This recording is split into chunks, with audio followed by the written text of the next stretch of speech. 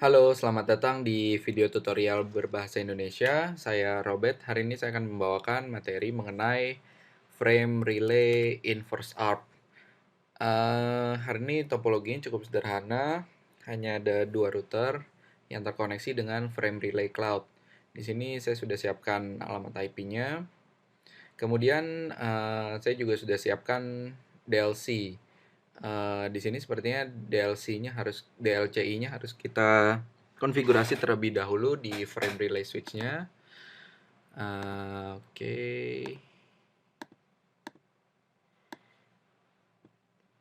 Yang pertama dari port 1 6,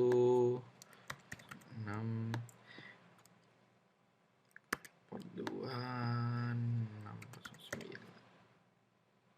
Oke. Oke.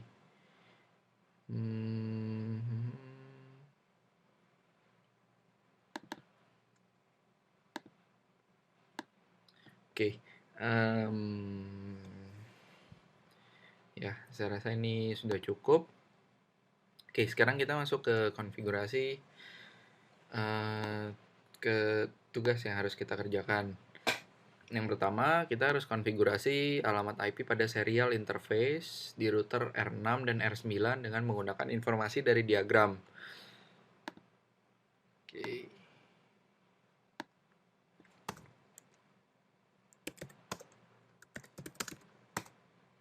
Kita akan masuk ke serial interface. Kemudian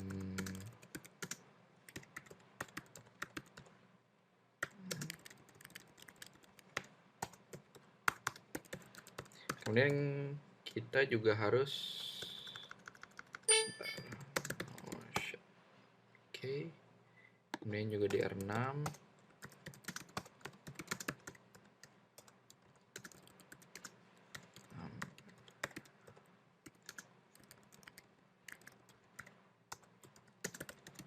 Oke.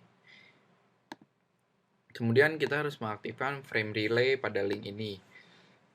Untuk mengaktifkan frame relay, komennya sederhana. Kita cuma butuh encapsulation frame relay. Kemudian di R9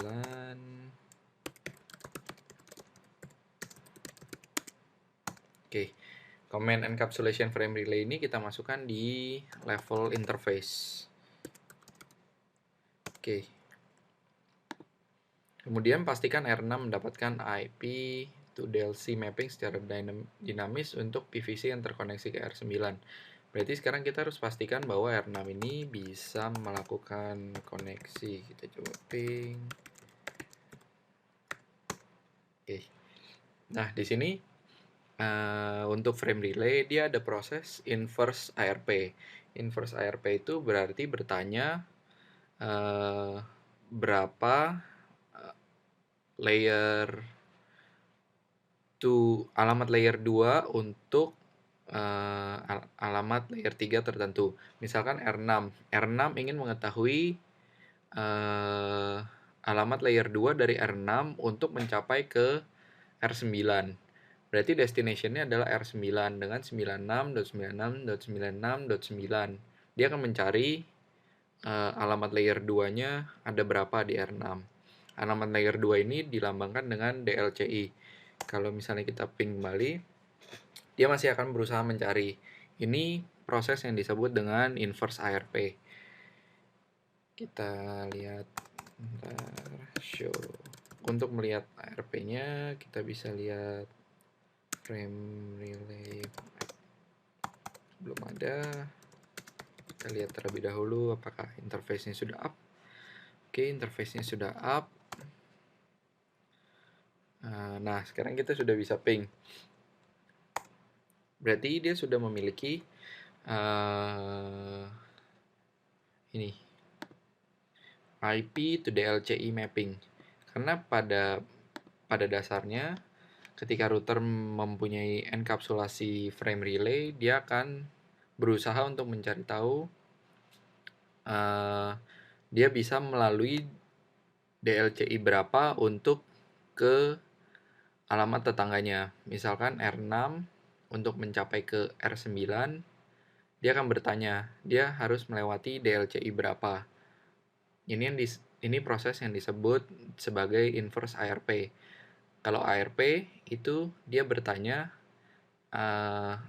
alamat IP R9, MAC address-nya berapa. Dia bisa forward ke MAC address berapa. Tapi kalau inverse ARP konsepnya jadi sedikit terbalik. Jadi sekarang di sini kita bisa lihat bahwa R6 sudah mendapatkan IP to DLC mapping secara dinamis. Oke, kita lihat show frame relay map. Dia sudah bisa mendapatkan. Untuk forward paket ke 96.96.96.9, dia harus melalui DLCI 609 dengan cara dynamic. Di lab selanjutnya saya akan coba jabarkan jika kita memberikan frame relay map secara statik. Oke, saya rasa cukup sampai di sini untuk lab bagian ini. Kita akan lanjutkan kembali di lab untuk topik yang selanjutnya. Terima kasih sudah menyaksikan video tutorial berbahasa Indonesia pada episode kali ini. Sampai jumpa.